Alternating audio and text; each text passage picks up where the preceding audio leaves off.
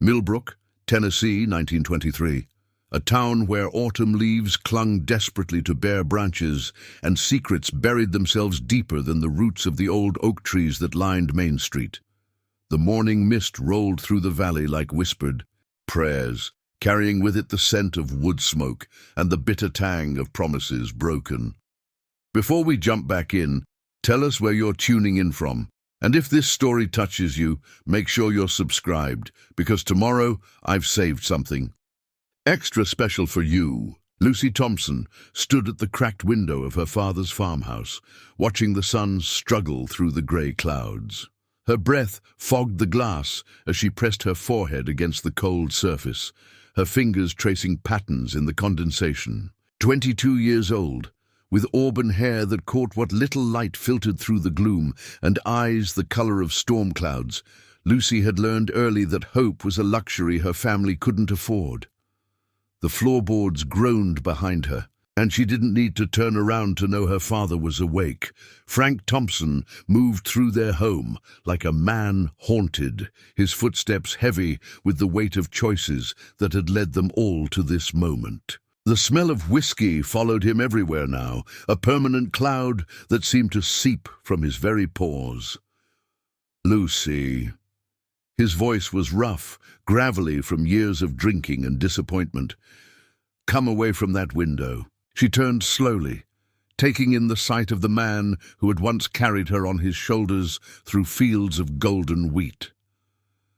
Frank's face was gaunt now, his cheeks hollow and stubbled with grey.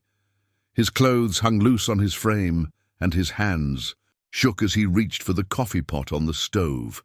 Those same hands that had once taught her to milk cows and plant seeds now trembled with guilt and desperation. "The church meeting is today," Lucy said quietly, her voice barely above a whisper. She had learned to speak softly in this house, as if raising her voice might shatter what little remained of their fragile existence. Frank's jaw tightened, and he set the coffee pot down with more force than necessary. The sound echoed through the sparse kitchen like a gunshot. "I know what day it is." Lucy studied her father's profile, searching for any trace of the man who had once read her bedtime stories and promised her that everything would be all right. That man seemed to have disappeared somewhere between the first stolen dollar and the moment he realized there was no way to put it back. 3 months ago, Frank Thompson had been the treasurer of St. Mark's Baptist Church, a position of trust and honor in their small community.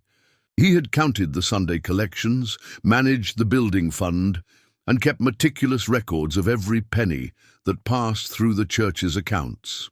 But Frank had also been drowning in debt, struggling to keep the farm afloat after 2 years of failed crops and mounting medical bills from his late wife's illness.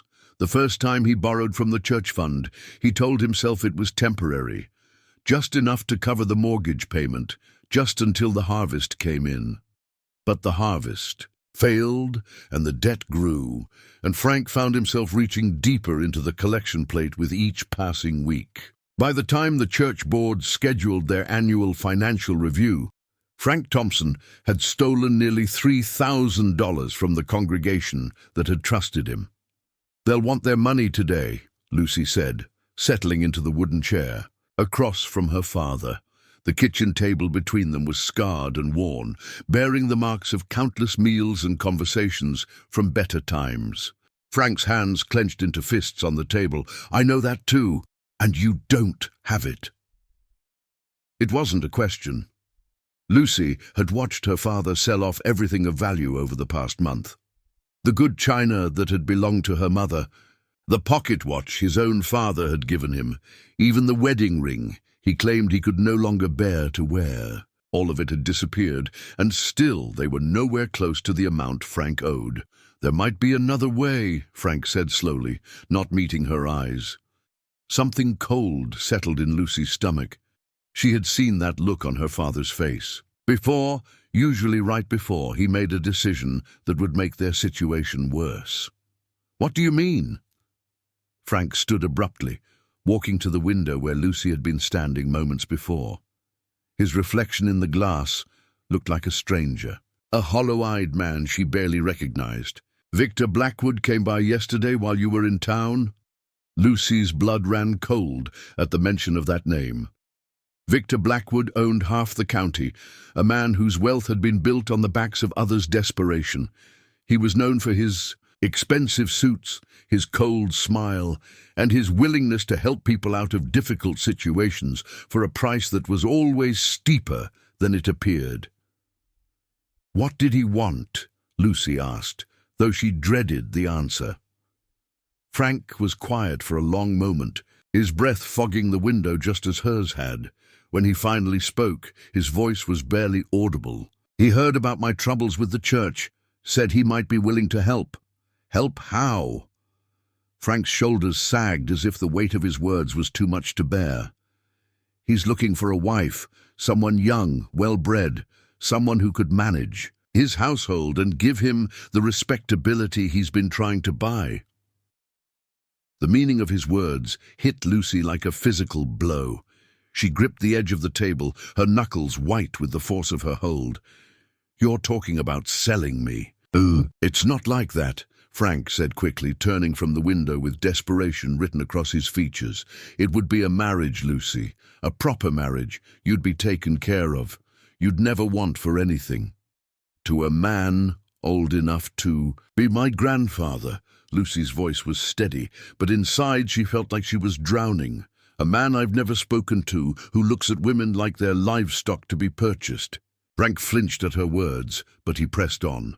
"He's offering enough to cover what I owe the church and set us both up for life. You'd live in the finest house in 3 counties, wear the best clothes, have servants to wait on you. And in return, I'd be his property." The word hung between them like a curse. Frank's face crumpled, and for a moment Lucy thought she saw a flash of the father she remembered. But it was gone as quickly as it had appeared, replaced by the desperate stranger who had taken his place. "I don't have a choice, Lucy," he whispered. "If I don't pay back that money, I'll go to prison. And what will happen to you then? At least this way you'll be safe." Lucy stood slowly, her legs unsteady beneath her. "Safe? You call being sold to Victor Blackwood safe?" "You don't understand the position we're in." Frank's voice rose, taking on the sharp edge of panic. "The church board isn't just going to ask for their money back. They're talking about pressing charges. Sheriff Morgan has already been asking questions around town." The mention of criminal charges sent a chill through Lucy.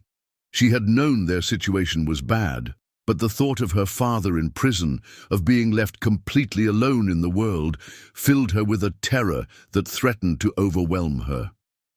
"There has to be another way," she said, her voice breaking slightly. "We could sell the farm, move somewhere else, start over." Frank shook his head bitterly. "The farm's mortgaged to the bank. Even if we could find a buyer, it wouldn't cover half of what we owe, let alone the church money. We're trapped, Lucy. This is the only way out." Lucy walked to the kitchen sink, gripping the edge as she stared out at the barren fields that stretched beyond their property. Once, this land had been beautiful, rich with crops, and alive with the sounds of a working farm. Now it lay fallow and forgotten, much like the dreams she had once harbored for her future. She thought about the life she had imagined for herself. A small wedding in St. Mark's Church, perhaps to Thomas Reed's son, who had always been kind to her at church socials. Children playing in fields that actually produced crops.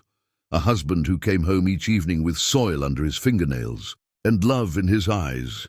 It had been a simple dream, modest and attainable. Instead, she was being asked to sacrifice herself to save her father from the consequences of his own choices. "When?" she asked, her voice hollow. "The meeting with Blackwood is set for this evening," Frank said. "If you agree, the marriage could take place within the week." Lucy closed her eyes, feeling the weight of an impossible decision settling on her shoulders. She was her father's only child, the last remnant of a family that had once been whole and happy. Despite everything he had done, despite the choices that had led them to this moment, she couldn't bring herself to abandon him. Completely. And if I refuse? Frank's silence was answer enough. If she refused, he would face the church board with empty hands and the certainty of criminal prosecution. He would go to prison, and she would be left alone in a world that offered few options. For a woman with no money and no family. "I need time to think," Lucy said finally. "There isn't time," Frank replied, his voice desperate. "Blackwood wants an answer today. The church meeting is in 6 hours. Lucy turned from the sink, studying her father's face. She could see the shame there, buried beneath layers of desperation and fear. Part of her wanted to rage at him, to demand to know how he could even consider such a thing. But another part of her, the part that remembered bedtime stories and piggyback rides, understood that he was drowning and grasping for any lifeline he could find. "I'll walk into town," she said quietly. "I need to think." Frank nodded. Relief flickering across his features at her apparent acceptance of the situation. "Don't be gone too long. Blackwood will be here at 5. Lucy didn't respond. She simply walked to the coat rack by the door and pulled on her mother's old wool coat, the one that still smelled faintly of lavender and better times. As she stepped out into the crisp autumn air, she wondered if this would be one of the last times she would walk freely down the road that led to town. The path to Millbrook was one Lucy had travelled countless times throughout her life. In better days, she had skipped along this road as a child, raced her friends down the hill during summer vacations, and walked hand in hand with her mother on trips to the general store. Now, each step felt like it might be leading her toward a fate she was powerless to change. The town came into view as she crested the hill, its modest collection of buildings clustered around Main Street like a gathering of old friends. The church steeple rose above the other structures, its white paint gleaming in the pale sunlight. St. Mark's Baptist Church had been the center of Lucy's world for as long as she could remember, the place where she had been baptized, confirmed, and where she had always imagined she would one day be married. As Lucy approached the town square, she could see people beginning to gather outside the church. News traveled fast in Millbrook, and it seemed that word of Frank Thompson's troubles had spread throughout the community. She recognized the faces of neighbors who had known her since childhood, people who had brought casseroles after her mother's funeral, and who had always treated her with kindness and respect. Now, as they caught sight of her walking down Main Street, she could see the mixture of pity and curiosity in their expressions. Some looked away quickly, as if eye contact might somehow implicate them in the shame that surrounded the Thompson name. Others watched her with undisguised interest, no doubt wondering what would become of Frank's daughter once the truth came to light. Lucy pulled her coat tighter around herself and quickened her pace. She needed to reach the church before the crowd grew any larger, before the whispers became too loud to ignore. Preparing and narrating this story took us a lot of time, so if you are enjoying it, subscribe to our channel. It means a lot to us. Now back to the story. But as she approached the front steps of St. Mark's, she found her way blocked by a figure she hadn't expected to see. Pastor Daniel Hayes stood at the church entrance, his tall frame silhouetted against the white wooden doors. He was young for a pastor, perhaps 30 years old, with dark hair that always seemed slightly disheveled and eyes the color of deep water. He had come to Millbrook only 6 months ago, replacing Pastor Williams, who had served the congregation for nearly 40 years before his retirement. Lucy had found herself drawn to Pastor Hayes's sermons from the very beginning. There was something different about the way he spoke, a passion and authenticity that made even the most familiar Bible stories feel fresh and alive. He didn't preach from a place of judgment or condemnation, but rather from a deep well of compassion that seemed to extend to everyone who walked through the church doors. Now, as she approached the steps, Pastor Hayes looked up and met her gaze.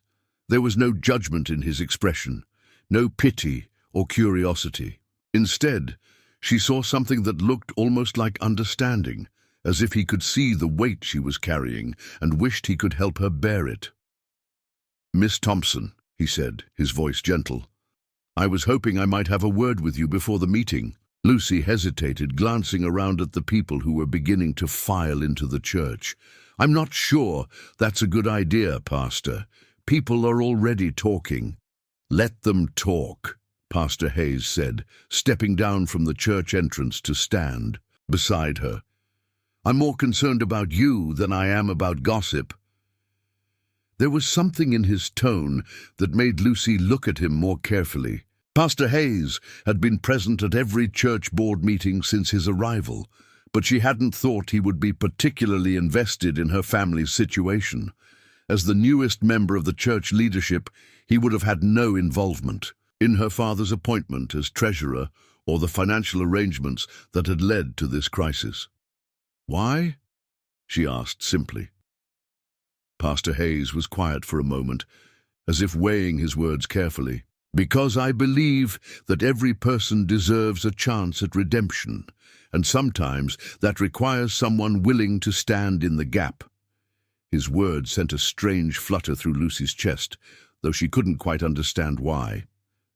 There was something in the way he spoke that suggested he wasn't just offering empty comfort, but rather hinting at something more concrete. "Pastor Hayes," she said slowly, "what exactly are you suggesting?" Before he could answer, the church bell began to toll, calling the congregation to the meeting that would determine her father's fate. Pastor Hayes glanced toward the church doors, then back at Lucy. "Would you walk with me after the meeting?" he asked. "There's something I'd like to discuss with you, something that might change your family's situation." Lucy stared at him, wondering what a young pastor with no apparent wealth or influence could possibly offer that would make a difference in their desperate circumstances. But something in his expression, a quiet confidence that seemed to radiate from him, made her nod. "All right," she said. "I'll wait for you after the meeting."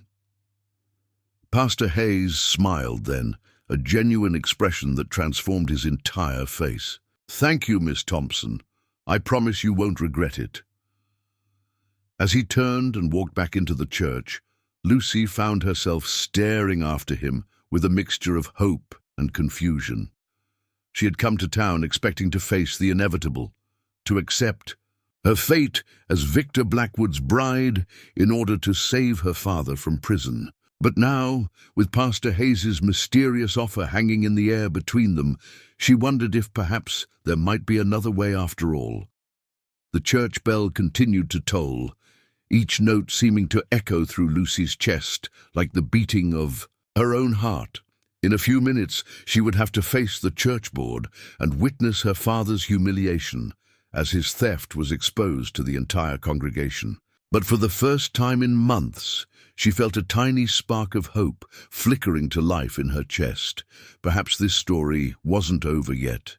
Perhaps there was still time for a different ending, one that didn't require her to sacrifice her future for her father's mistakes. As she climbed the church steps and prepared to face whatever lay ahead, Lucy Thompson dared to believe that sometimes, when all seemed lost, salvation could come from the most unexpected places. The wooden doors of St. Mark's Baptist Church creaked open before her, and Lucy stepped inside to face her fate, carrying with her the first real hope she had felt in longer than she could remember. Whatever Pastor Hayes had in mind, whatever solution he thought he could offer, she was ready to listen. Because in a world where she had been given only impossible choices, even the smallest possibility of another path forward felt like a miracle. And in the quiet sanctity of the church where she had grown up, surrounded by the faces of people who had known her all her life, Lucy Thompson prepared to discover whether miracles were still possible in a place like Millbrook, Tennessee, in the autumn of 1923. The interior of St. Mark's Baptist Church felt smaller than usual, as if the weight of the gathering had somehow compressed the familiar space. Lucy slipped into the back pew, her hands folded tightly in her lap as she watched the congregation file in around her. The afternoon light filtered through the stained glass windows, casting colored shadows across the wooden floors that she had helped polish countless times as a child. At the front of the church, the board members took their seats behind a long table that had been dragged from the fellowship hall. Elder Thomas Reed, a man whose weathered face spoke of decades spent working the land, sat at the center with a leather ledger spread before him. His expression was grave, the kind of look that suggested he would rather be anywhere else than presiding over this particular gathering. Beside him sat Mrs. Eleanor Walsh, the church secretary whose meticulous record-keeping had first uncovered the discrepancies in the financial accounts. She was a thin woman with steel-grey hair pulled back in a severe bun, and her sharp eyes missed nothing. Lucy had always found her intimidating, even as a child, but now Mrs. Walsh's presence felt particularly ominous. The third board member was Dr. Marcus Hewitt, the town's physician and one of the few truly wealthy members of the congregation. His kind bedside manner and gentle hands had delivered half the babies in Millbrook, but today his usual warmth was nowhere to be seen. Instead, he sat rigid in his chair, his medical bag at his feet, as if he had been called away from more pressing matters to deal with this unpleasant business. Lucy's father entered through a side door, his shoulders hunched and his eyes fixed on the floor. He had changed into his one good suit, the same black wool he had worn to her mother's funeral, and the sight of it made Lucy's chest tighten with a mixture of grief and anger. Frank took his place at a small chair that had been positioned facing the board, looking for all the world like a man awaiting his own execution. Pastor Hayes was the last to enter, closing the church doors behind him with a soft click that seemed to echo through the suddenly silent sanctuary. But as she approached the front steps of St. Mark's, she found her way blocked by a figure she hadn't expected to see. Pastor Daniel Hayes stood at the church entrance, his tall frame silhouetted against the white wooden doors. He was young for a pastor, perhaps 30 years old, with dark hair that always seemed slightly disheveled and eyes the color of deep water.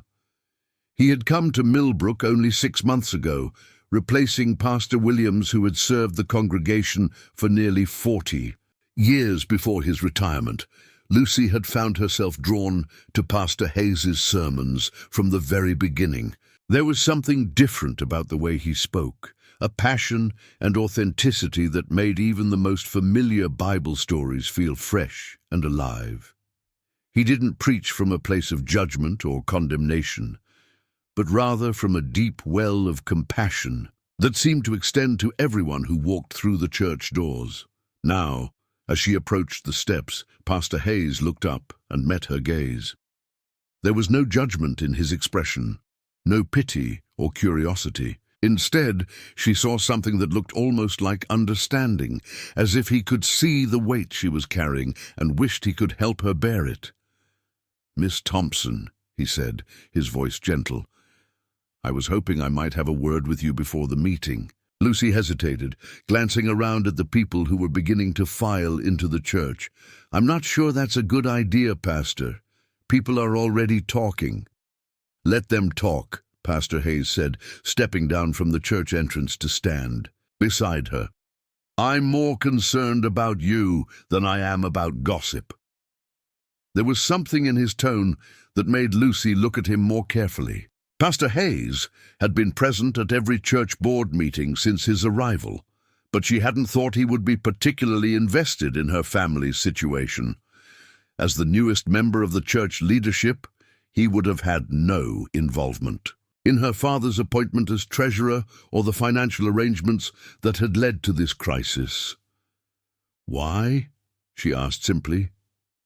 Pastor Hayes was quiet for a moment, as if weighing his words carefully. "Because I believe that every person deserves a chance at redemption, and sometimes that requires someone willing to stand in the gap." His words sent a strange flutter through Lucy's chest, though she couldn't quite understand why. There was something in the way he spoke that suggested he wasn't just offering empty comfort, but rather hinting at something more concrete. "Pastor Hayes," she said slowly, "what exactly are you suggesting?" Before he could answer, the church bell began to toll, calling the congregation to the meeting that would determine her father's fate. Pastor Hayes glanced toward the church doors, then back at Lucy. "Would you walk with me after the meeting?" he asked. "There's something I'd like to discuss with you, something that might change your family's situation." Lucy stared at him, wondering what a young pastor with no apparent wealth or influence could possibly offer that would make a difference in their desperate circumstances. But something in his expression, a quiet confidence that seemed to radiate from him, made her nod. "All right," she said. "I'll wait for you after the meeting." Pastor Hayes smiled then, a genuine expression that transformed his entire face. "Thank you, Miss Thompson. I promise you won't regret it." As he turned and walked back into the church, Lucy found herself staring after him with a mixture of hope and confusion. She had come to town expecting to face the inevitable, to accept her fate as Victor Blackwood's bride in order to save her father from prison. But now, with Pastor Hayes's mysterious offer hanging in the air between them, she wondered if perhaps there might be another way after all. The church bell continued to toll, each note seeming to echo through Lucy's chest like the beating of her own heart. In a few minutes she would have to face the church board and witness her father's humiliation as his theft was exposed to the entire congregation. But for the first time in months, she felt a tiny spark of hope flickering to life in her chest. Perhaps this story wasn't over yet. Perhaps there was still time for a different ending, one that didn't require her to sacrifice her future for her father's mistakes. As she climbed the church steps and prepared to face whatever lay ahead, Lucy Thompson dared to believe that sometimes, when all seemed lost, salvation could come from the most unexpected places.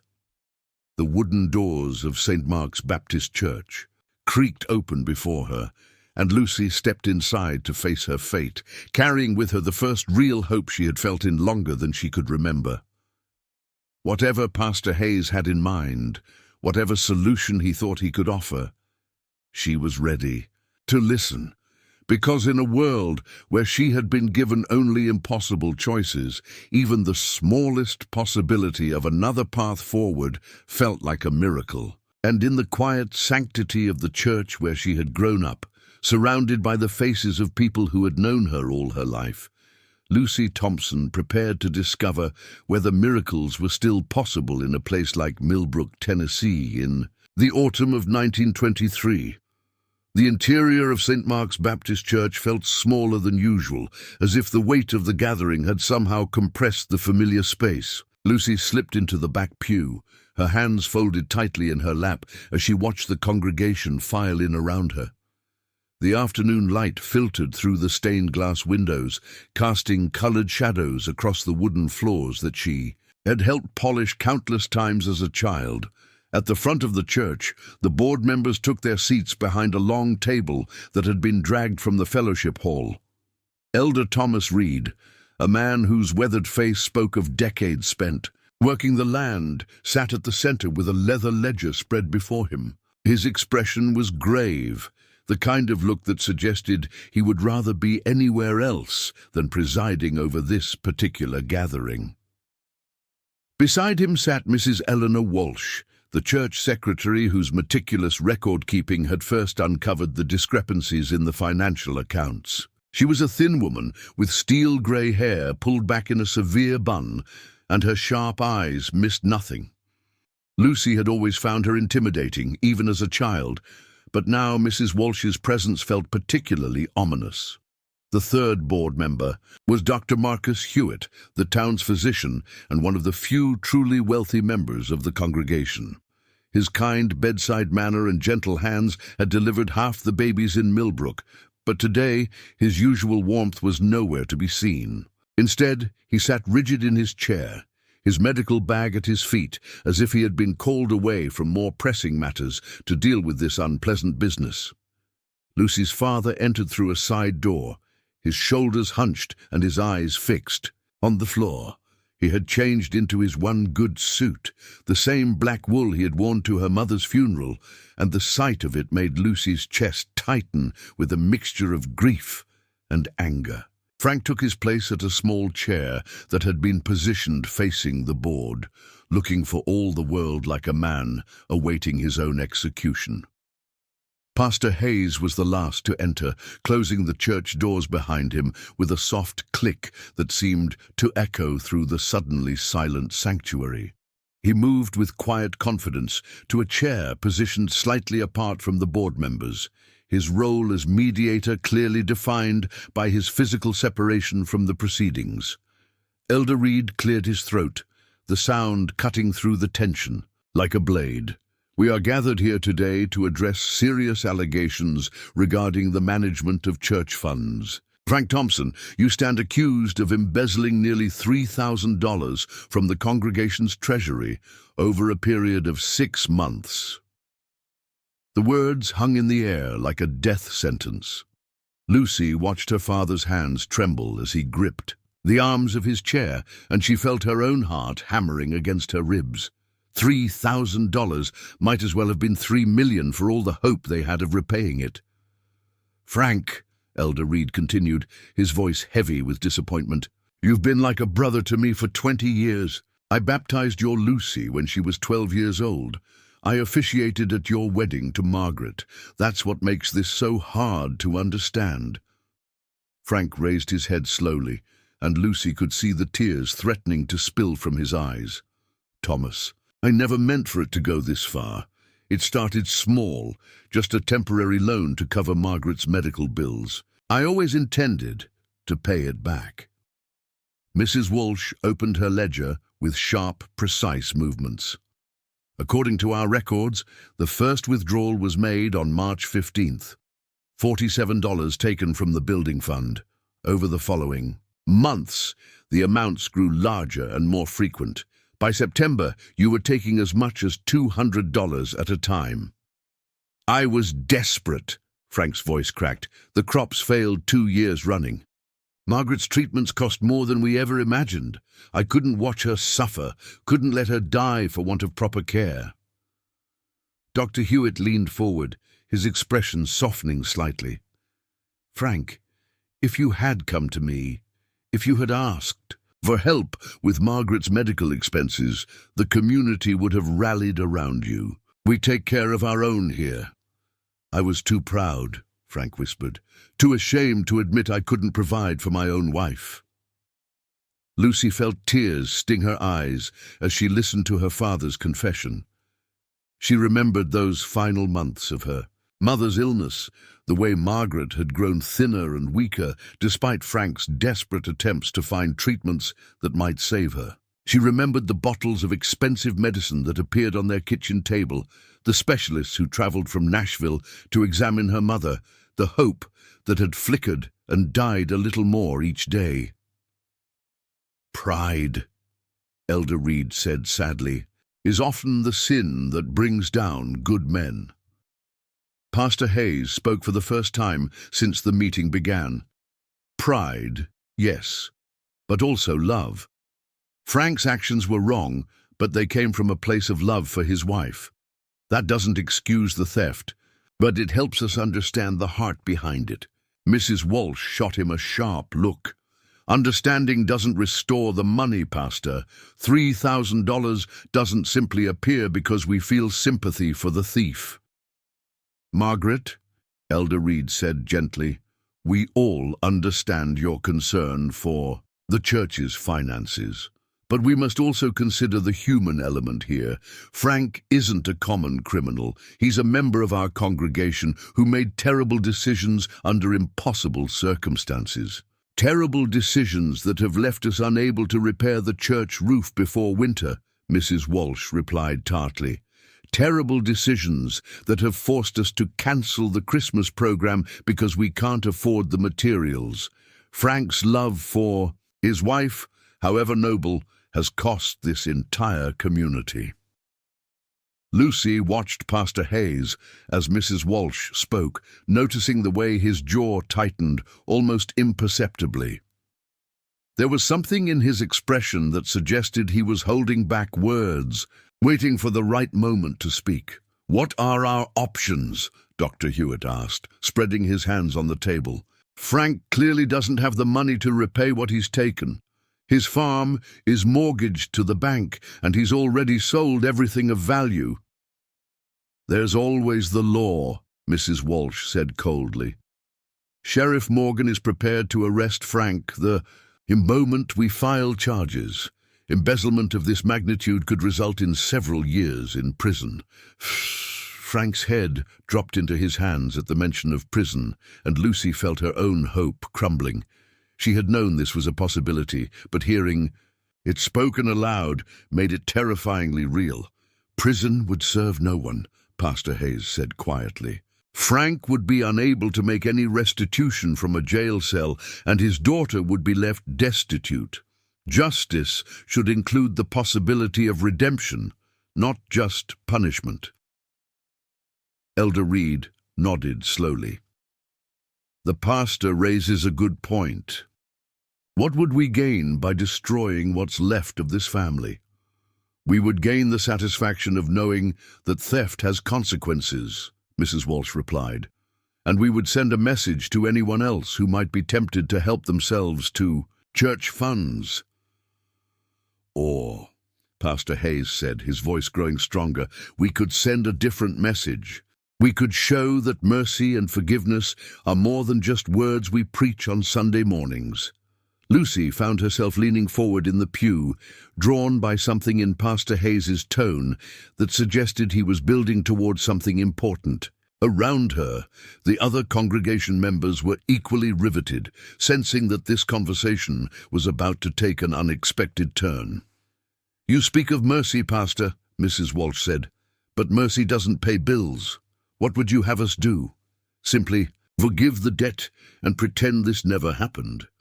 Pastor Hayes stood slowly, his hands clasped behind his back as he faced the board.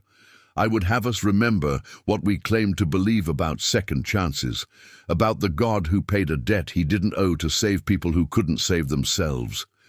"That's a beautiful sentiment," Dr. Hewitt said, "but it doesn't address the practical reality. The church needs that money." "You're right," Pastor Hayes said, reaching into his jacket pocket. "The church does need that money." He withdrew a folded piece of paper and placed it on the table in front of Elder Reed.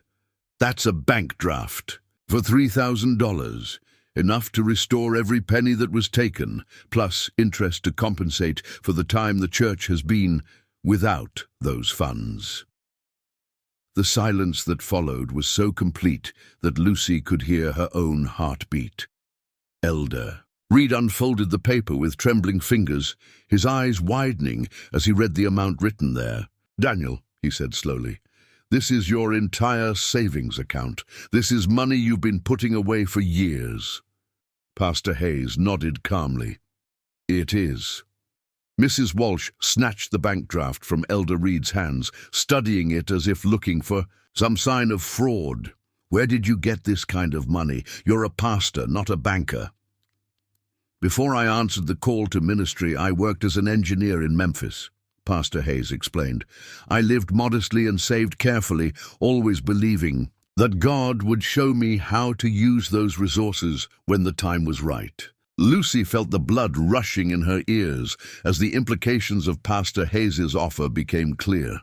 He was prepared to give up his life savings to pay her father's debt, to free their family from the shadow of prison and disgrace. But why? What could he possibly gain from such a sacrifice? Dr. Hewitt shook his head in amazement. "Daniel, this is incredibly generous, but we can't ask you to bankrupt yourself for Frank's mistakes." "You're not asking," Pastor Hayes replied. "I'm offering." There's a difference. Frank looked up for the first time since Pastor Hayes had produced the bank draft, his face a mask of confusion and desperate hope. "Pastor, I don't understand. Why would you do this for me? For us. Pastor Hayes turned to face Frank directly, and Lucy could see compassion radiating from every line of his body. Because everyone deserves a chance at redemption, Frank. Because your daughter shouldn't have to pay for your mistakes. And because sometimes God uses imperfect people to show His perfect love.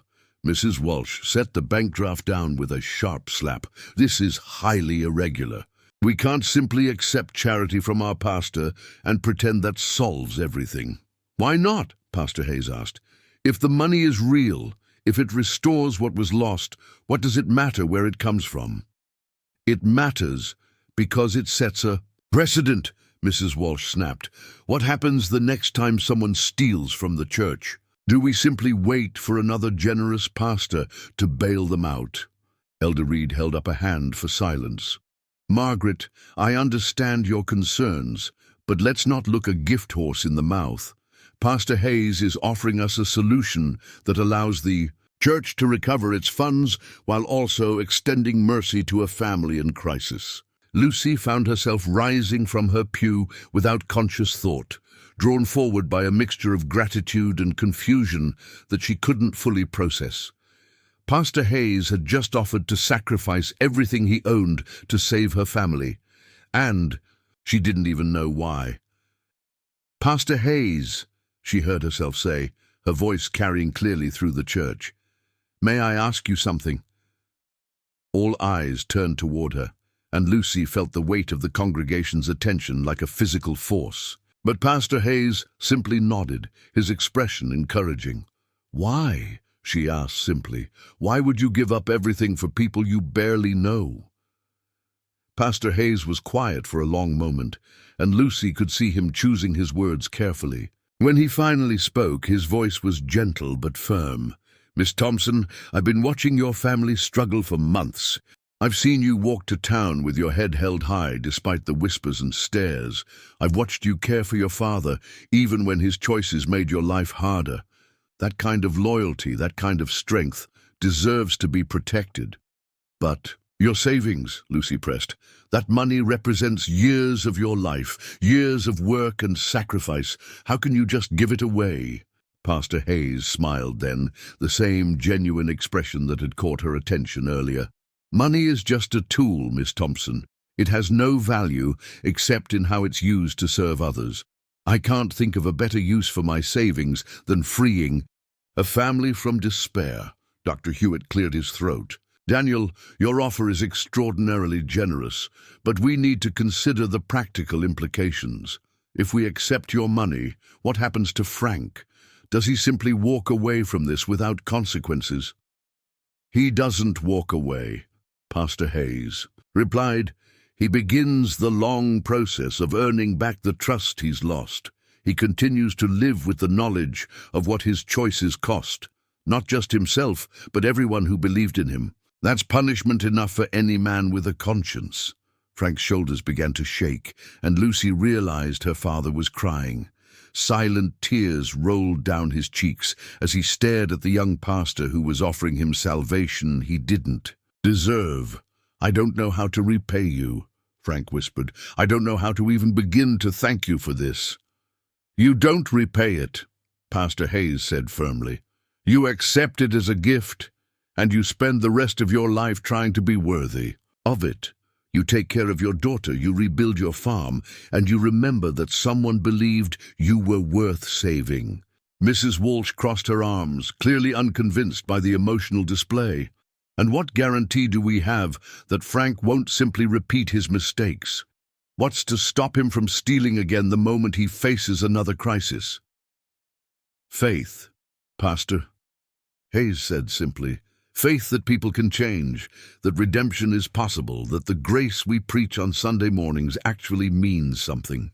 Elder Reed picked up the bank draft again, studying it with the careful attention of a man who understood the weight of the decision before them.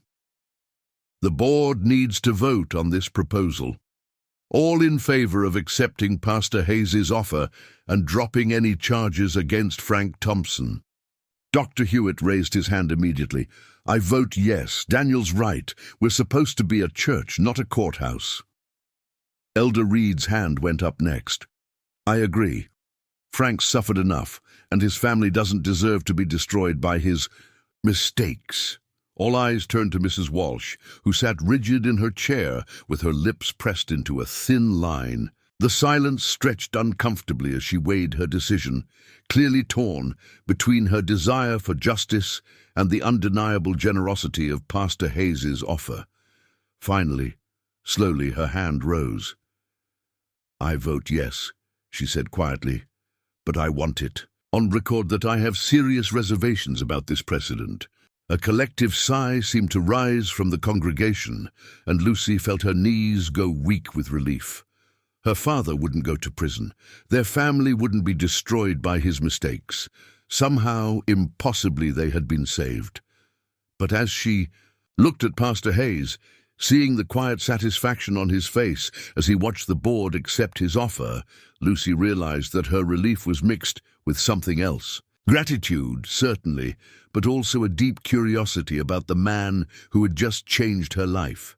What kind of person gave up everything they owned for strangers? What did he expect in return? And most importantly, what did this act of incredible generosity mean for her future? As the congregation began to file out of the church, chattering excitedly about the unexpected turn of events, Lucy remained in her pew. Pastor Hayes was speaking quietly with the board members, finalizing the details of the financial transfer, but she could feel his occasional glances in her direction. She thought about Victor Blackwood, probably at this very moment preparing for his meeting with her father to discuss the terms of their arrangement. She thought about the life of luxury and captivity that awaited her as his wife, and she realized that Pastor Hayes's intervention had given her something she had never expected to have again: a choice. For the first time in months, Lucy Thompson had options beyond simply accepting her fate or watching her father go to prison. Pastor Hayes had opened a door to a different future, one where she might be free to make decisions about her own life. But she also understood that such generosity rarely came without expectations, and she found herself wondering what those expectations might be. As the church emptied around her, Lucy remained seated in the back pew, her mind racing with possibilities and questions. The afternoon light was beginning to fade, casting long shadows across the sanctuary where she had just witnessed what could only be described as a miracle. But as every wise woman knows, miracles often come with their own complications, and Lucy suspected that her story was far from over. Pastor Hayes finished his conversation with the board members and turned toward her, his expression warm but unreadable. As he approached her pew, Lucy realized that the most important conversation of her life was about to begin, and she had no idea what to expect from the man who had just saved her family from ruin.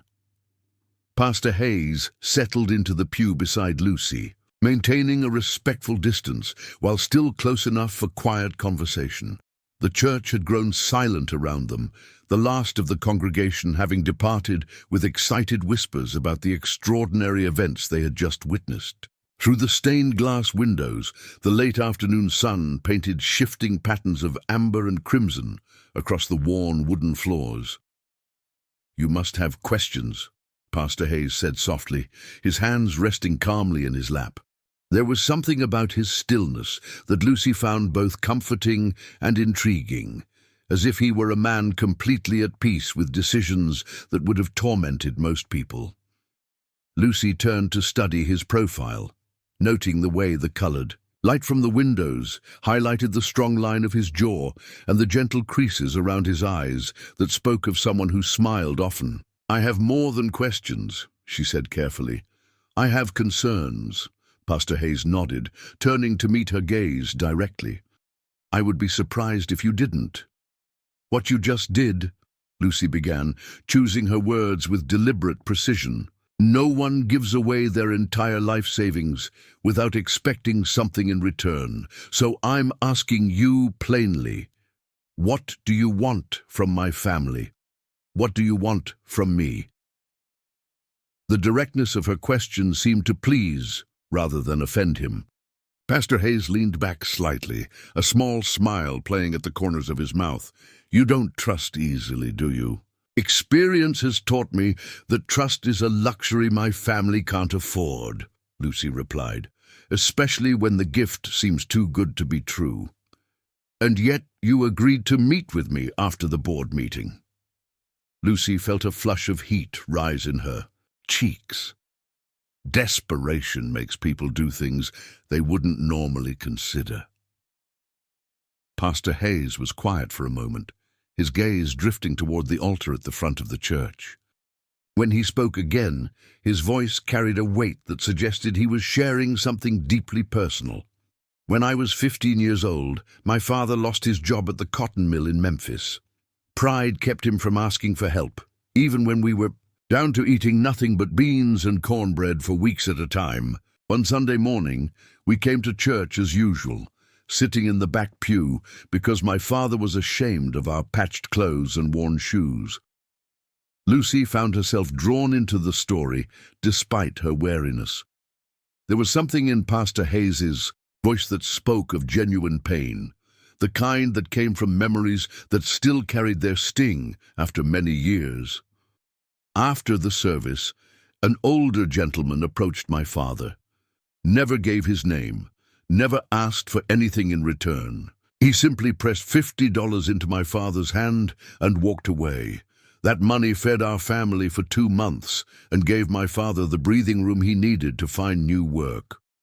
Pastor Hayes turned back to Lucy, his eyes bright with the memory. "I never forgot that moment, Miss Thompson. The way that stranger's kindness changed not just our circumstances, but my father's entire outlook on life. He spent the rest of his days looking for opportunities to help others the way he had been helped." "And you think that's what you're doing now?" Lucy asked. "Paying forward a kindness from your childhood?" "Partly, yes, but there's more to it than that." Lucy waited, sensing that Pastor Hayes was approaching something important. The church around them seemed to hold its breath, as if the very walls were leaning in to listen. "I've been watching your family struggle for months," Pastor Hayes continued. "Not out of idle curiosity, but because I recognized something in your father's desperation that reminded me of my own father all those years ago. The shame, the pride, the terrible choices that come from feeling trapped with no way out." He paused, his hands clasping together in his lap. "But it wasn't just your father's situation that caught my attention, Miss Thompson. It was you." Lucy's pulse quickened at his words. "What about me? The way you carried yourself through this crisis, the loyalty you showed to your father even when his choices made your life harder, the strength it must have taken to walk through town knowing that everyone was talking about your family's troubles." Pastor Hayes's voice grew softer, more personal. "I've met very few people in my life who possess that kind of quiet courage. It's a rare quality, and one that deserves to be protected." Lucy felt something flutter in her chest at his words, a mixture of gratitude and something else she couldn't quite name. "You gave up everything you owned to protect someone you barely know?" "I gave up money," Pastor Hayes corrected gently. "Money I've been saving without any clear purpose for. The past 6 years, I wouldn't call that everything I owned. It's everything you worked for, everything you earned. Material things," Pastor Hayes said with a slight shrug, "they can be replaced. But watching a good family destroyed by circumstances beyond their control, that's not something that can be undone." Lucy studied his face, searching for any sign of deception or hidden motive, but all she saw was sincerity, a genuine conviction that seemed to radiate from him like warmth from a fire. Still, years of hardship had taught her to be suspicious of generosity that came without strings attached. "My father owes you a debt now," she said. $3,000 is more money than he'll see in 5 years of farming. How do you expect him to repay you? I don't." The simplicity of his answer caught Lucy off guard. "You don't expect repayment?" The money was a gift, Miss Thompson. Gifts don't come with payment plans. Lucy shook her head, struggling to understand a worldview so different from everything she had experienced. No one gives away that kind of money without expecting something in return. If not repayment, then what? Service? Loyalty? What hold does this give you over our family? Boo! Pastor Hayes leaned forward slightly, his expression growing more serious. Miss Thompson, I need you to understand something very clearly. What I did today was not a loan, not an investment, and not a way to gain influence over your family. It was simply the right thing to do. The right thing according to whom? According to the God I serve, according to the conscience He gave me, according to the calling I accepted when I became a pastor. Lucy felt a surge of frustration at his answer. That's easy to say when you're the one holding all the power, when you're the savior instead of the one being saved. Pastor Hayes was quiet for a long moment, and Lucy could see that her words had struck home. When he spoke again, his voice was careful, measured. You're right to be suspicious of my motives, Miss Thompson. You're right to question whether this gift comes with hidden conditions. Your caution shows wisdom born from difficult experience. He turned to face her more fully, his expression earnest. But I need you to consider the possibility that sometimes people act out of genuine compassion without expecting anything in return. I need you to consider that maybe, just maybe, you and your father have been given a second chance to build something better. Lucy wanted to believe him. Every fiber of her being wanted to accept his words at face value and trust in the kindness he was offering. But trust was a luxury she had learned to live without, and old habits were difficult to break. What happens now? She asked. My father accepts your charity. And then what? We go home and pretend this never happened. We rebuild our lives on the foundation of your sacrifice. You go home and you begin again, Pastor Hayes said simply.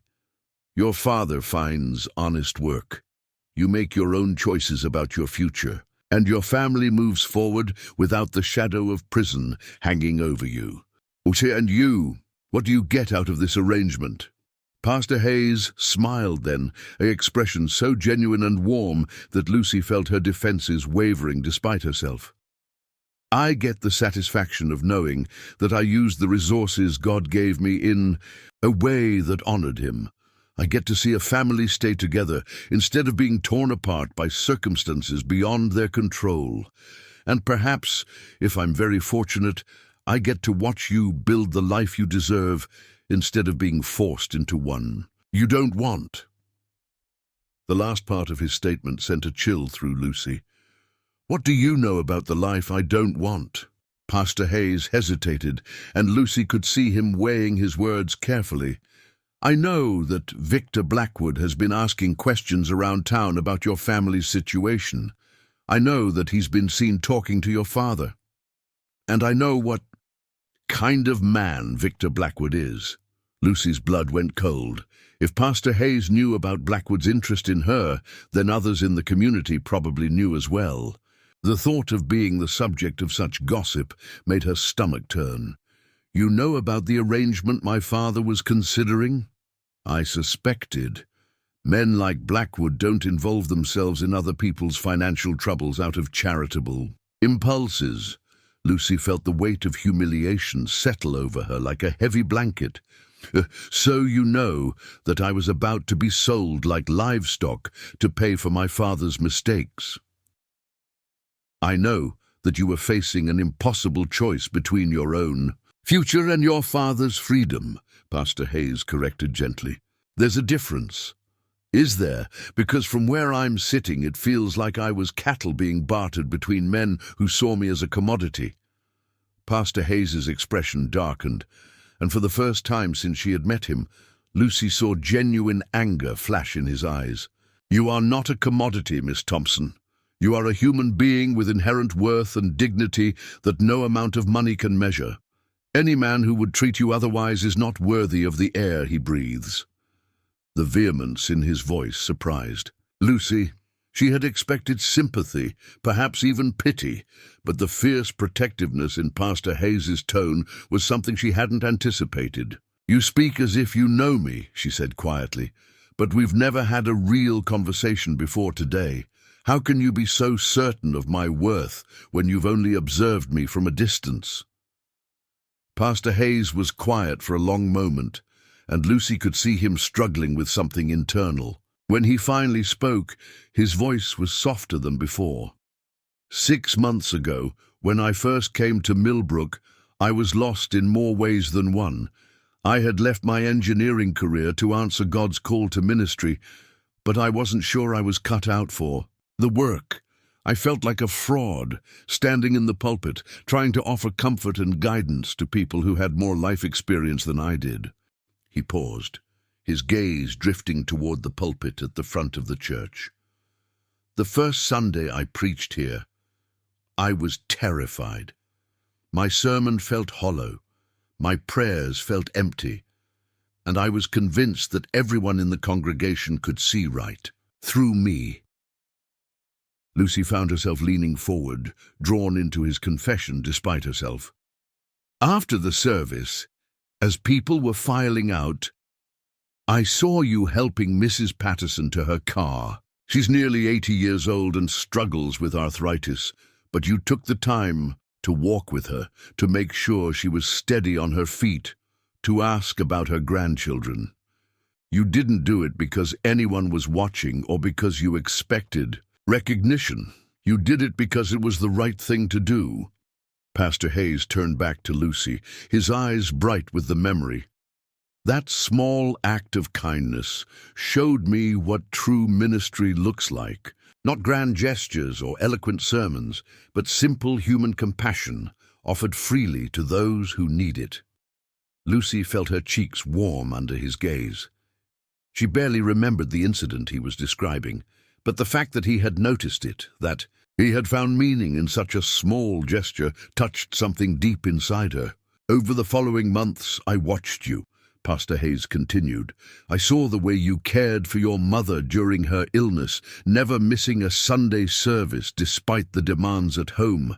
I saw how you supported your father, even when his drinking became obvious to everyone in town.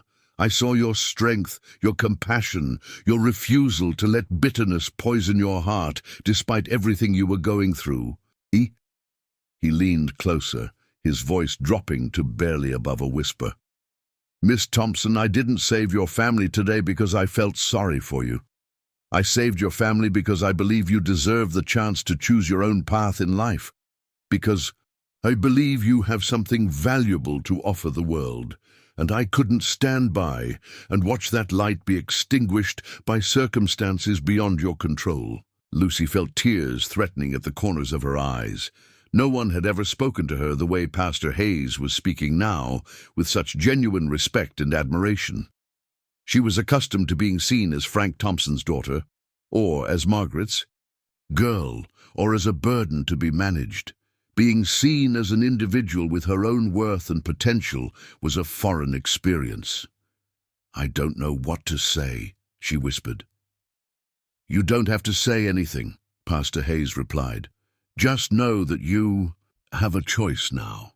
Your father's debt is paid, your family is safe, and you are free to make decisions about your future based on what you want, not what you're forced to accept."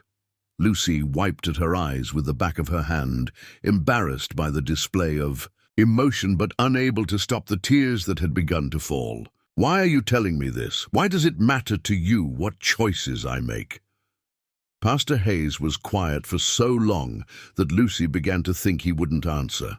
When he finally spoke, his voice was barely audible. "Because in the 6 months I've been here, watching you navigate impossible circumstances with grace and dignity, I've come to care deeply about what happens to you. Because the thought of you being forced into a marriage with Victor Blackwood made me physically ill. And because I hope that someday, when you've had time to heal from everything you've been through, you might consider allowing me to court you." properly." The words hung in the air between them like a bridge that could either connect them or collapse under the weight of their implications. Lucy stared at Pastor Hayes, her mind reeling from his confession. She had expected many things from this conversation, but a declaration of romantic interest had not been among them. "You want to court me?"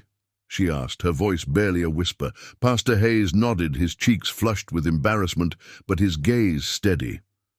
"I do, but not now. Not while you're still reeling from everything that's happened today. I'm asking for the possibility of a future conversation, not an immediate answer." Lucy felt the world tilting around her as the full scope of Pastor Hayes's actions became clear. He hadn't just saved her family from financial ruin, he had freed her from an unwanted marriage while positioning himself as a potential suitor. The generosity that had seemed too good to be true suddenly took on a different complexion. "Is that what this is really about?" she asked, her voice growing sharper. "Did you pay my father's debt to buy yourself a chance at winning me?" Pastor Hayes's expression shifted, hurt flickering across his features. "No, Miss Thompson. I paid your father's debt because it was the right thing to do. My feelings for you are separate from that decision, though I won't pretend they didn't influence my urgency to help your family." "How can they be separate? You just spent $3,000 to prevent me from marrying another man, and now you're telling me you want to court me yourself. How is that any different from what Blackwood was trying to do?" The accusation struck Pastor Hayes like a physical blow. He leaned back, his face pale with shock and what looked like genuine pain. "Miss Thompson, if you truly believe that my actions today were motivated by a desire to purchase your affections, then I have failed to communicate my intentions far more thoroughly than I realized." He stood abruptly, his movements sharp with agitation. "Victor Blackwood was prepared to exploit your family's desperation to force you into a marriage you didn't want. He saw you as a possession to be acquired. I see you as a person deserving of freedom to make her own choices. But you're hoping I'll choose you." Pastor Hayes stopped pacing and turned to face her, his expression raw with honesty. "Yes, I'm hoping you'll choose me, but I'm hoping for it because I believe we could build something meaningful together, not because I've purchased the right to your consideration." Lucy stood as well, her own emotions churning with confusion and anger and something that might have been disappointment. "And if I don't choose you, if I decide I'm not interested in being courted by anyone, what happens to your investment then?" "Then I'll be disappointed," Pastor Hayes said simply. "But your father's debt will still be paid, your family will still be safe, and you'll still be free to make whatever choices you think are best for your life. The money was a gift, Miss Thompson, not a down payment on your affections." Lucy wanted to believe him. The sincerity in his voice, the pain in his eyes, the obvious hurt he felt at her accusations, all suggested that his motives were genuine. But years of hardship had taught her to be suspicious of generosity, especially when it came from men who seemed to want something from her. "I need time to think," she said finally. "This has all happened so fast, and I can't make sense of any of it right now." Pastor Hayes nodded, his shoulders sagging with what looked like relief. "Of course. Take all the time you need. And I need you to promise me something. Anything. Promise me that if I decide I'm not interested in being courted, you won't try to collect on the debt you paid for my father. Promise me that your generosity today won't become a weapon you use against my family later." Pastor Hayes looked stricken by the request, as if the possibility of using his gift as leverage had never occurred to him. "Miss Thompson, I give you my word before God that the money I paid today was given freely, with no conditions and no expectation of repayment. Regardless of what happens between us personally, your family's debt is forgiven completely." Lucy studied his face, searching for any sign of deception. But all she saw was sincerity and a deep sadness that her suspicions had hurt him so thoroughly. "All right," she said quietly. "I believe you." "Thank you," Pastor Hayes whispered, and Lucy could hear the genuine gratitude in his voice. They stood in silence for a moment, the weight of everything that had been said settling between them like dust after a storm. Through the church windows, Lucy could see that the sun was beginning to set, painting the sky in shades of orange and pink that reminded her of her mother's watercolor paintings. "I should go home," she said finally. "My father will be wondering what happened, and I need to tell him that Victor Blackwood won't be coming to dinner after all." Pastor Hayes nodded, stepping aside to let her pass. "Miss Thompson?" She turned back, noting the way the fading light caught the gold flecks in his brown eyes. "I meant what I said about you deserving the chance to choose your own path. Whatever you decide about my request to court you, please know that you have options now. You're not trapped anymore."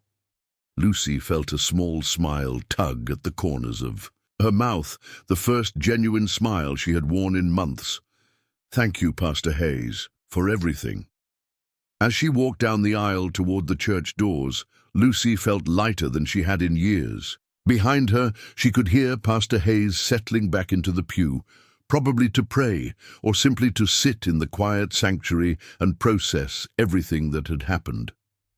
Outside, the evening air was crisp and clean, carrying the scent of wood smoke and the promise of winter. Lucy pulled her mother's coat tighter around herself and began the walk home, her mind spinning with the events of the day and the choices that lay ahead of her. For the first time in her adult life, Lucy Thompson was truly free to choose her own future. The realization was both exhilarating and terrifying, but as she walked through the gathering dusk toward home, she found herself looking forward to discovering what that freedom might bring. The walk home felt different than any Lucy had taken before. The familiar dirt road stretched before her in the gathering twilight, but everything about her world had shifted in the span of a few hours. The weight of impending doom that had pressed down on her shoulders for months was gone, replaced by something she barely dared to name: possibility. As the Thompson farmhouse came into view, Lucy could see warm light spilling from the kitchen windows. Her father would be waiting for her, probably pacing the floor and rehearsing what he would say to Victor Blackwood when the man arrived for their arranged meeting. The thought of Frank's face when she told him that meeting would never happen brought a small smile to her lips, but the smile faded as she approached the front porch and saw a familiar black carriage tied to the hitching post.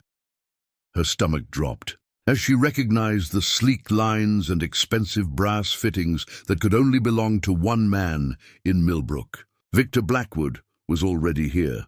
Lucy quickened her pace, her heart hammering against her ribs as she climbed the porch steps. Through the window, she could see two figures seated at the kitchen table, their heads bent together in serious conversation. Her father's posture was rigid with tension, while Blackwood sat with the casual confidence of a man accustomed to getting what he wanted. She pushed through the front door, and both men looked up at her entrance.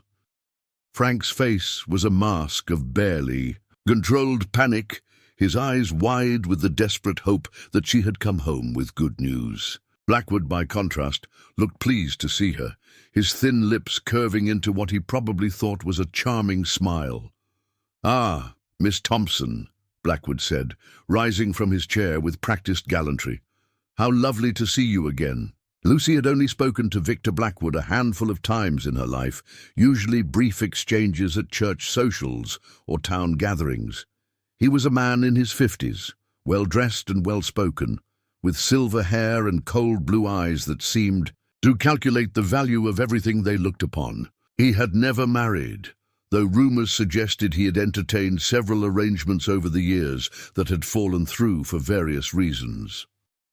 "Mr. Blackwood," Lucy replied carefully, removing her coat and hanging it on the peg by the door. "I wasn't expecting to see you here so early. Your father and I have been having a most productive conversation," Blackwood said, settling back into his chair with the air of a man making himself at home. "We've been discussing the particulars of our arrangement." Lucy caught her father's eye, seeing the mixture of shame and desperate hope written across his features. Frank had no idea that the church meeting had changed everything, that Pastor Hayes had already paid his debt and freed their family from this terrible bargain. "Actually, Mr. Blackwood," Lucy said, moving to stand behind her father's chair, "I'm afraid there's been a development that changes our situation significantly." Blackwood's eyes sharpened with interest. "Oh? What sort of development?" Frank turned in his chair to look up at his daughter, confusion evident in his expression. "Lucy, what are you talking about? The church meeting was today. Surely they've made their decision about pressing charges." They have," Lucy said, placing a gentle hand on her father's shoulder. "The church board voted to accept a payment in full for the money that was taken. Your debt has been settled, Papa." The silence that followed her words was so complete that Lucy could hear the clock ticking on the mantelpiece. Frank's mouth opened and closed several times without producing any sound, while Blackwood's pleasant expression slowly hardened into something far less agreeable. "Settled," Frank finally whispered, "but that's impossible. I don't have the money." "Someone else paid it," Lucy explained, watching as relief and confusion warred for control of her father's features. "The entire amount plus interest. The church board accepted the payment and voted not to press charges." Frank's chair scraped against the floor as he stood abruptly, his hands trembling with emotion. Who would do such a thing? Before Lucy could answer, Blackwood interrupted with a sharp laugh that held no humor. "How convenient! And who, might I ask, is this mysterious benefactor?" Lucy hesitated, suddenly aware that revealing Pastor Hayes's involvement might create complications she hadn't considered. But there was no way around the truth, and she suspected that Blackwood would find out anyway once the news spread through town. "Pastor Hayes paid the debt from his personal savings," she said quietly. Blackwood's expression darkened considerably. "Pastor Hayes, the young man who's been here all of 6 months. "Yes. And what does the good pastor expect in return for this extraordinary generosity?" The question hung in the air like a challenge. Lucy could feel both men watching her, waiting for her answer, and she realized that her response would shape how this conversation proceeded.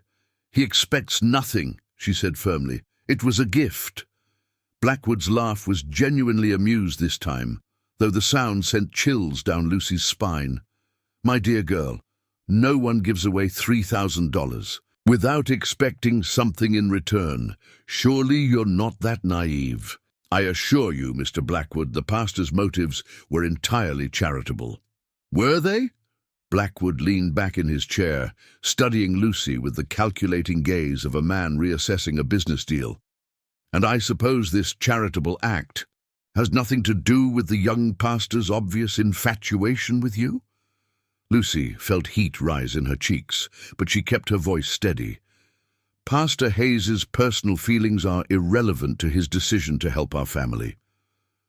"Are they? Because from where I sit, it looks very much like your pastor has made a rather expensive play for your affections." Frank, who had been listening to this exchange with growing bewilderment, finally found his voice. "Lucy, what is he talking about? What personal feelings?" Lucy closed her eyes briefly, realizing that the conversation was spiraling beyond her control.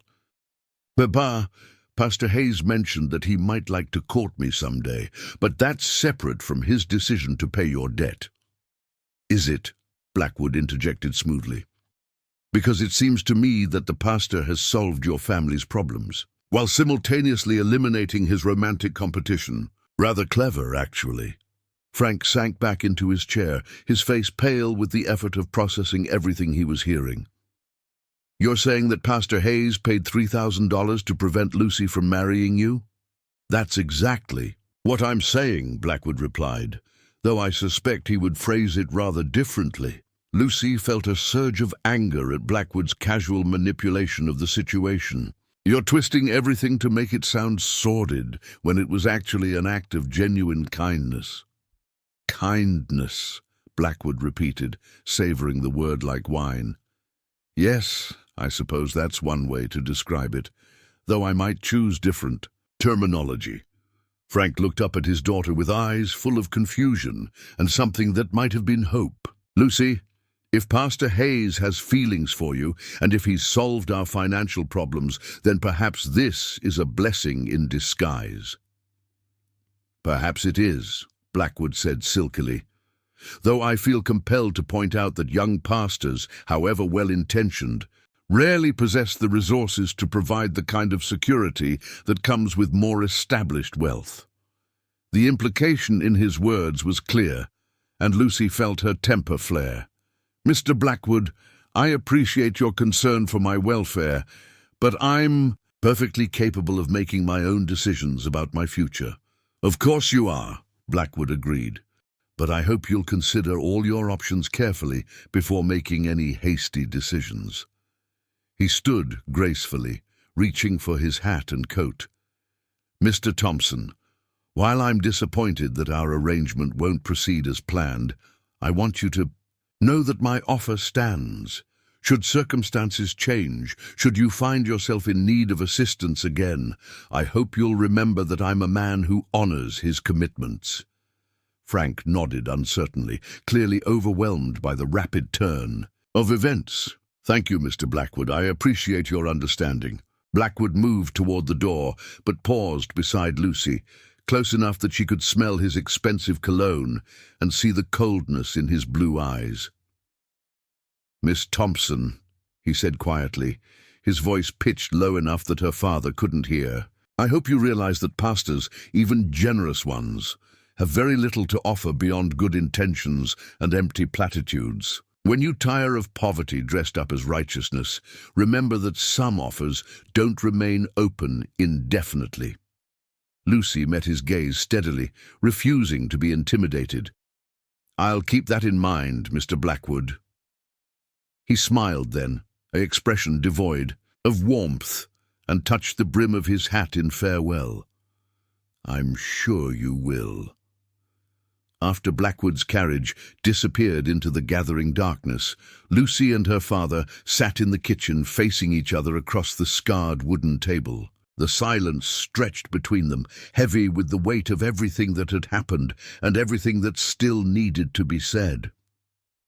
"I can't believe it's over," Frank said finally, his voice barely above a whisper. "For months, I've been carrying this weight, knowing that I'd destroyed everything, and now, in one afternoon, it's all been resolved." Lucy studied her father's face, seeing the genuine relief there, but also something else, shame that seemed to run deeper than the circumstances. "Warranted." "Papa," she said gently, "why didn't you tell me how bad things had gotten with the church money? Why didn't you let me know you were considering selling me to Blackwood?" Frank's hands clenched into fists on the table. "Because I was ashamed. Because I knew that if I said the words out loud, if I admitted what I was thinking of doing, I'd have to face what kind of man I'd become." "And what kind of man is that?" Frank was quiet for a long moment, his gaze fixed on his hands. When he spoke, his voice was thick with self-loathing, the kind who steals from the church that trusted him, the kind who drinks away his problems instead of facing them, the kind who would sell his own daughter to save himself from the consequences of his choices. Lucy felt tears sting her eyes at the pain in her father's voice. "Papa, you're not that man.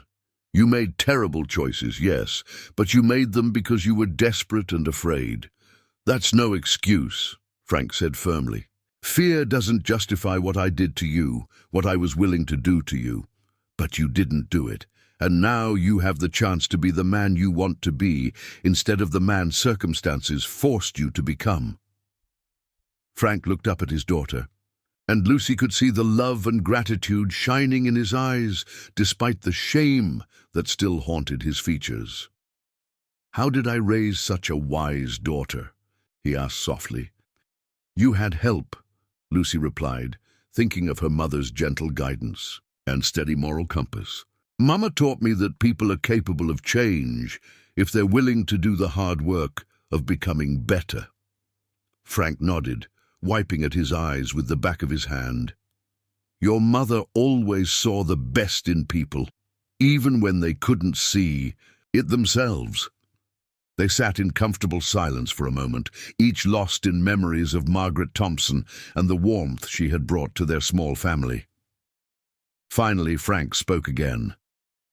"Tell me about Pastor Hayes. Tell me what really happened today."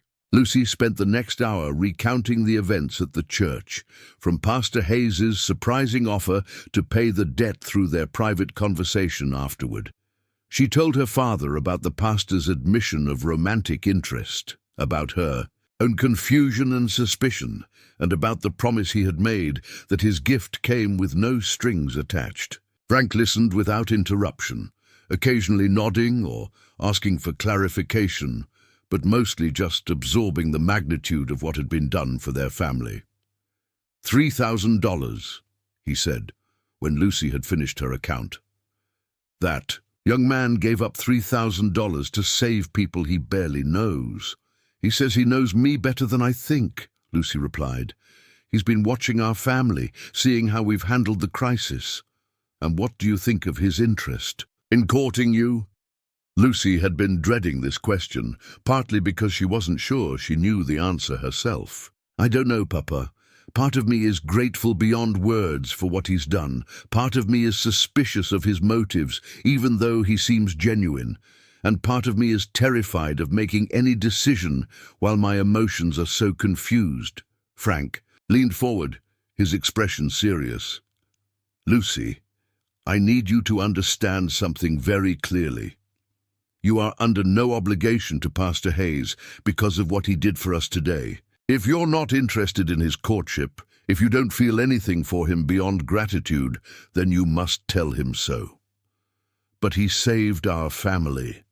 He saved our family because it was the right thing to do, not because he expected you to. Fall in love with him in return.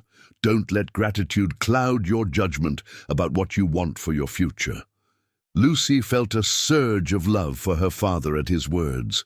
Despite everything he had been through, despite the terrible choices he had made, Frank Thompson was still the man who had raised her to think for herself and trust her own instincts. "What if I can't tell the difference between gratitude and genuine affection?"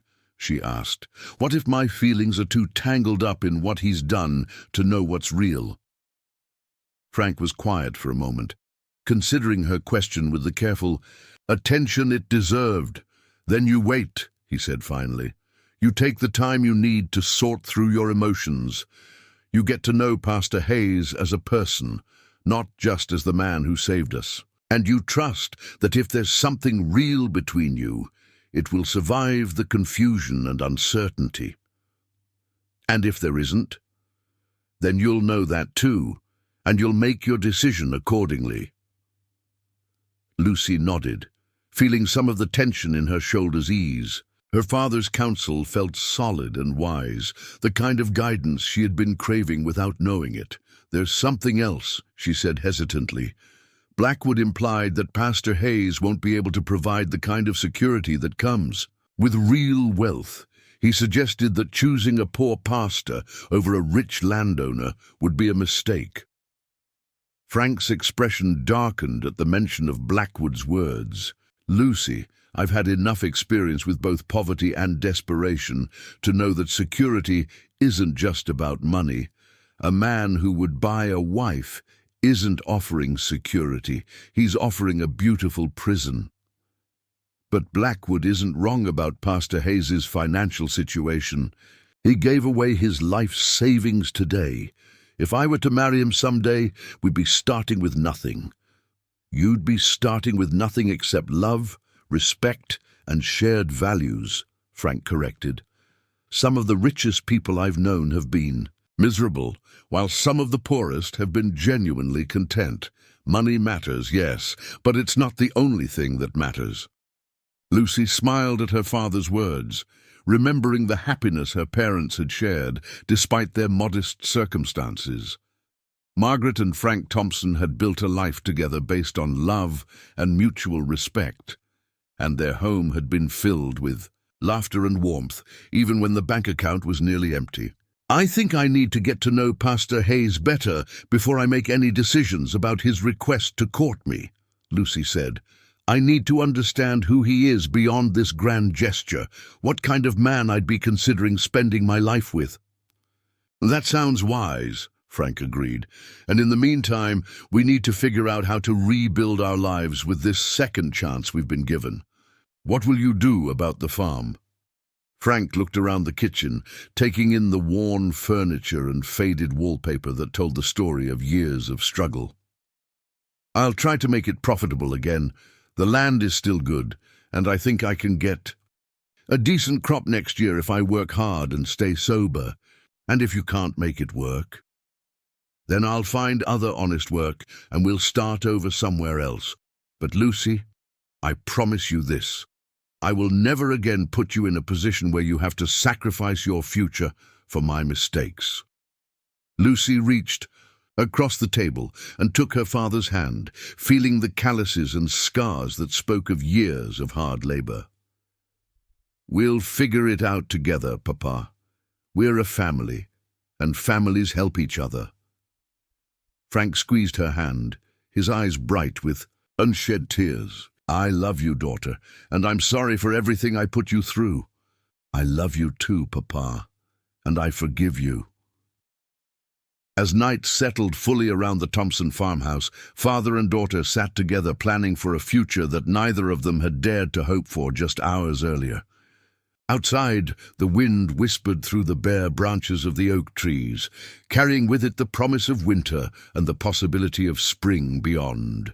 For the first time in months, Lucy Thompson went to sleep that night without the weight of impossible choices pressing down on her chest. She still had decisions to make about Pastor Hayes's interest in courting her, about her own feelings and desires, about what kind of future she wanted to build. But now, those decisions could be made freely, without desperation or coercion clouding her judgment.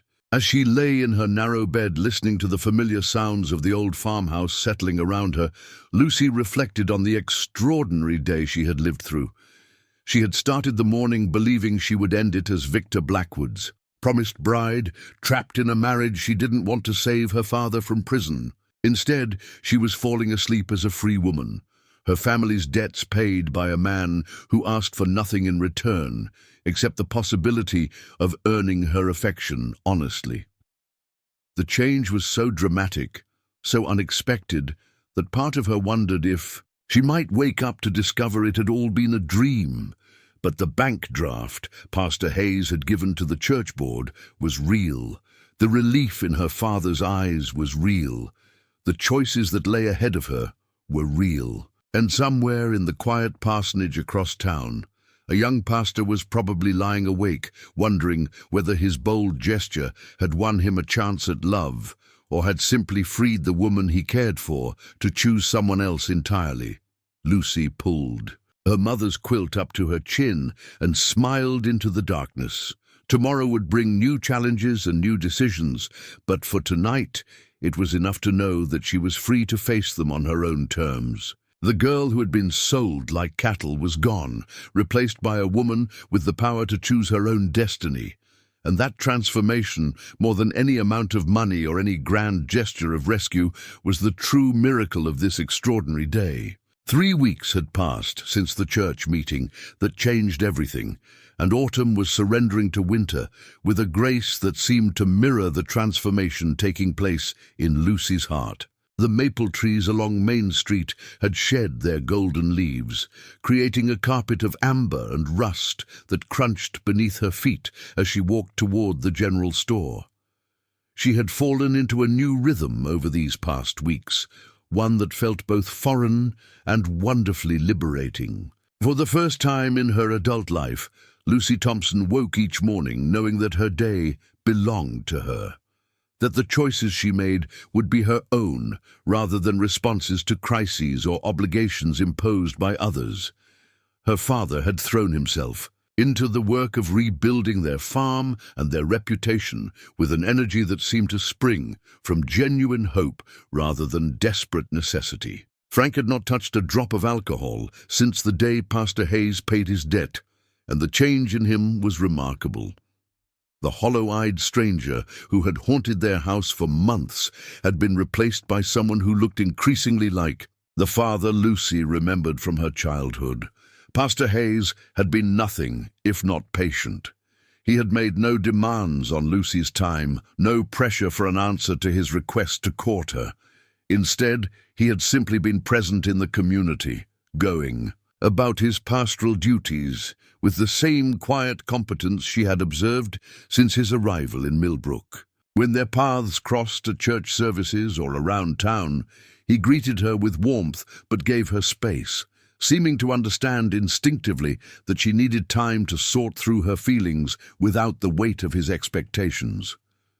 But Lucy had been watching him too, observing the man behind the grand gesture that had saved her family.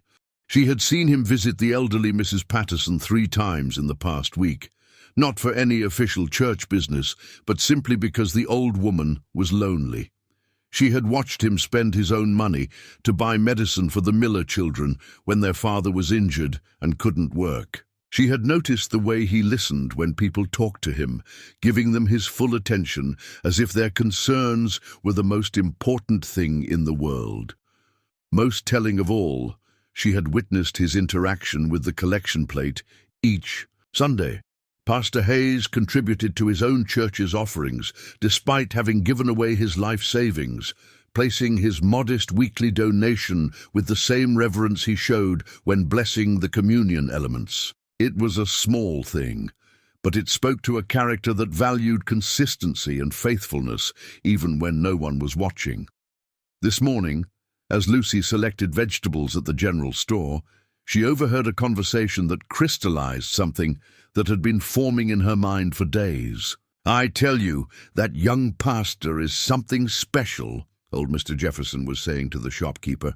"My grandson Tommy came home from school yesterday saying Pastor Hayes helped him with his arithmetic. Didn't make a big show of it, just saw the boy struggling and sat down to help. Heard he's been visiting the Henderson place too," the shopkeeper replied. "Old Jake's been down with pneumonia, and Pastor Hayes has been chopping their firewood every morning before anybody else is awake." Lucy found herself smiling as she listened. These were the kinds of details that revealed a person's true character. The small acts of service performed without expectation of recognition or reward. It painted a picture of Pastor Hayes that went far beyond his dramatic intervention in her family's crisis. As she left the general store with her purchases, Lucy made a decision that had been building in her heart for days. It was time to have an honest conversation with Pastor Hayes, time to stop hiding behind confusion and gratitude and face what she was beginning to understand about her own feelings. She found him at the parsonage, a modest white house that sat behind the church among a grove of oak trees. The front porch was swept clean, and someone had planted chrysanthemums in the window boxes, their bronze and yellow blooms adding warmth to the simple facade. Pastor Hayes answered her knock with obvious surprise, his sleeves rolled up and his hands dusty with what looked like flour. Behind him, she could see into a kitchen where something was clearly baking in the oven. "Miss Thompson," he said, wiping his hands on a dish towel. "This is unexpected. Please come in." Lucy stepped into the parsonage, taking in the comfortable but sparse furnishings that spoke of a man who valued function over luxury. The sitting room was clean and welcoming, with a well-worn Bible on the side table and books stacked neatly on shelves that looked like they had been built by hand. I was making bread for the Hendersons, Pastor Hayes explained, noticing her glance toward the kitchen. Jake's wife has her hands full caring for him, and I thought fresh bread might be welcome. That's very kind of you, Lucy said, settling into the chair he offered. Though I hear you've been doing more than just baking for them. Pastor Hayes looked genuinely puzzled. I'm not sure what you mean. The firewood, the early morning visits, people talk, Pastor Hayes. A flush crept up his neck, and Lucy realized he was embarrassed to have his acts of service discovered.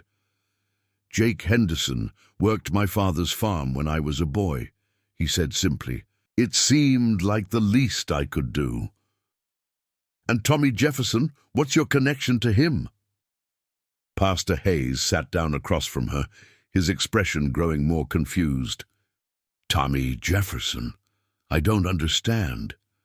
I heard you've been helping him with his arithmetic. Oh, that. Pastor Hayes waved a dismissive hand. I was walking past the schoolyard and saw him struggling with his homework. It reminded me of myself at that age, when numbers seemed like an impossible puzzle. Lucy leaned forward slightly. Pastor Hayes, do you realize that in the past 3 weeks, you've quietly helped at least a dozen people in this community, and I'm only counting the ones I've heard about? I wouldn't say helped, Pastor Hayes protested. I've just done what neighbors do for each other. No, Lucy said firmly. You've done what good men do for people they care about. There's a difference. Pastor Hayes was quiet for a moment, studying her face as if trying to understand the purpose of her visit. Miss Thompson, forgive me for being direct, but I sense you didn't come here to discuss my pastoral activities. Is there something specific you wanted to talk about? Lucy took a deep breath, knowing that what she said next would change everything between them. I came to tell you that I've made a decision about your request to court me. The stillness that settled over Pastor Hayes was complete. Lucy could see him bracing himself for what he clearly expected would be a gentle rejection, his shoulders tensing and his hands gripping the arms of his chair. I've spent the past 3 weeks trying to understand my feelings, Lucy continued, trying to separate gratitude from genuine affection, trying to figure out whether what I felt for you was real or just a response to being rescued. Pastor Hayes nodded, his expression carefully neutral. And what did you discover? I discovered that I was asking the wrong questions. Lucy met his gaze directly, seeing hope and fear warring in his brown eyes. I was so focused on analyzing my emotions that I forgot to pay attention to what my heart was telling me. And what is your heart telling you? Lucy smiled then, feeling a warmth spread through her chest that had nothing to do with the fire crackling in the fireplace. It's telling me that somewhere between watching you help Mrs. Patterson to her car 6 months ago and seeing you chop firewood for the Hendersons this week, I fell in love with the man you are when you think no one is watching. The change in Pastor Hayes' expression was immediate and profound. The careful control he had been maintaining crumbled, replaced by a joy so pure and unguarded that it took Lucy's breath away. You fell in love with me, he asked, his voice barely above a whisper. I did, Lucy confirmed, not with Pastor Hayes the rescuer, not with the man who saved my family from ruin, but with Daniel Hayes the person, the man who sees a lonely old woman and makes time for conversation, the man who notices a struggling child and offers help without being asked, the man who gives away his life savings and then goes right back to contributing to the collection plate, because that's what faithful people do. Pastor Hayes stood abruptly, crossing to the window where he stood with his back to her for a long moment. When he turned around, Lucy could see tears shining in his eyes. Lucy, he said, and her heart skipped at the sound of her name on his lips without the formal title he had always used before. I need you to be absolutely certain about this. I need you to know that if you say yes to my courtship, you're saying yes to a life that will never be easy. Pastors' wives don't wear silk dresses or live in grand houses. They share their husbands with entire communities and find joy in service rather than luxury. Lucy stood as well, moving toward him with steady steps. Daniel Hayes, do you think I'm the kind of woman who needs silk dresses to be happy? No, he said, a smile beginning to tug at the corners of his mouth. I think you're the kind of woman who finds beauty in simple things and meaning in acts of love. Then you understand that what I'm saying yes to isn't a comfortable life, but a meaningful one. Are you saying yes? The hope in his voice was almost painful to hear. Lucy reached out and took his hands in hers, feeling the calluses that spoke of honest work and the gentle strength that had drawn her to him from the beginning. I'm saying yes to being courted by you. I'm saying yes to discovering what we might build together. And I'm saying yes to the possibility of loving you for the rest of my life. Daniel's hands tightened on hers, and Lucy could see him struggling to find words adequate to the moment. Finally, he lifted one hand to cup her face, his thumb brushing gently across her cheek. I promise you, he said solemnly, that I will spend every day trying to be worthy of this gift you're giving me. You already are worthy, Lucy replied. That's what I've been trying to tell you. The kiss that followed was gentle and reverent, a promise sealed rather than passion unleashed. Lucy felt something deep inside her settle into place, as if a piece of herself that had been missing had finally been found. When they broke apart, Daniel rested his forehead against hers, his eyes closed and his breathing unsteady. I love you, he whispered. I've loved you since that first Sunday when I watched you help Mrs. Patterson, but I love you even more now for the courage it took to trust me with your heart. I love you too, Lucy replied, marveling at how right the words felt. And I trust you not because of what you did for my family, but because of who you've shown yourself to be every day since. They stood together in the quiet parsonage, holding each other and speaking softly of hopes and dreams and the future they might build together. Outside, the November wind whispered through the oak trees, carrying with it the promise of winter and the certainty of spring beyond. 6 months later, on a warm May morning, when the apple trees were in bloom and the world seemed full of infinite possibility, Lucy Thompson walked down the aisle of St. Mark's Baptist Church, wearing her mother's wedding dress, which had been carefully altered to fit her slender frame. Her father walked beside her, his face radiant with pride and joy, no longer the broken man who had once considered selling his daughter to save himself. The congregation was filled with faces Lucy had known all her life, people who had watched her family struggle and had welcomed their redemption with open hearts. Mrs. Patterson sat in the front row, her arthritis-gnarled hands folded over a handkerchief she dabbed at her eyes. The Henderson family occupied an entire pew, Jake looking robust and healthy after his recovery from pneumonia. But Lucy saw none of them. Her eyes were fixed on Daniel Hayes, who stood at the altar in his best suit with tears streaming unashamedly down his face. Elder Reed would perform the ceremony, but it was Daniel's gaze that held her, steady and warm and full of promises that she knew he would spend his lifetime keeping.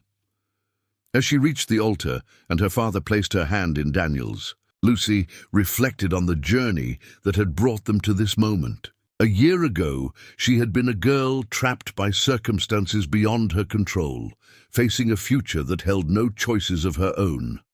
Today, she was a woman freely choosing to bind her life to that of a man who had shown her what real love looked like. Dearly beloved, Elder Reed began, his voice carrying clearly through the packed church, we are gathered here today to witness the union of two souls who have found in each other the reflection of God's own love. Lucy squeezed Daniel's hand, feeling the answering pressure that spoke of shared understanding and unshakable commitment. They had both learned that love was not just a feeling, but a choice, not just a moment of rescue, but a lifetime of small, daily acts of care and devotion.